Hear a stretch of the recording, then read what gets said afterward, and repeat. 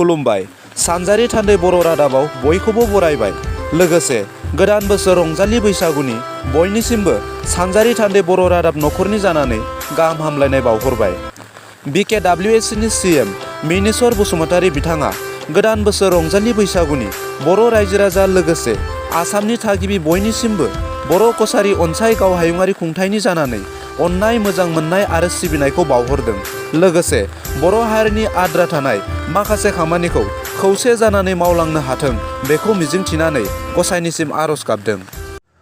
गिबि बयनिसिमबो गासै आंगोनि बर' रायजो राजा आरो आसामनि गासै थागिबि बयनिसिमबो रंजालि बैसागु बे फोरबोनि गाहाम हामलायनाय मोजां मोननाय अननाय सिबिनायखौ खरगंलाय बावहरग्रोनाय जाहैबाय बर' कछारी वेलफेयार अट'नमास काउन्सिलनि जानानैहाय बर' कछारी अनसाय गाव हायुङारि खुंथायनि दिनैहाय बावहाय मावखुलि बे थावनिनिफ्राय आङो बेखौनो बुंगोन इसोरनाव आरज गाबनो आङो बेखौनो सानो गासैबो सुबुं हारिनि गेजेराव अनलायनाय मोजां मोनलायनाय गावजों गाव फोथायलायनाय आजावलायनो हानाय गनायलायनो हानाय बे थासारिखौ जों लाबोनो हाथों। गोजोन थासारिजों फैगासिनो थानाय गोदान बोसोरनि जि मोनसे गोदान आबहावा बेजों खाब जानानै जोङो मोनफ्रोमबो दिगावनो हारिनि थाखाय रायजोनि थाखाय सुबुं माहारिनि मोजांनि थाखाय हाबा मावलांनो हाथों।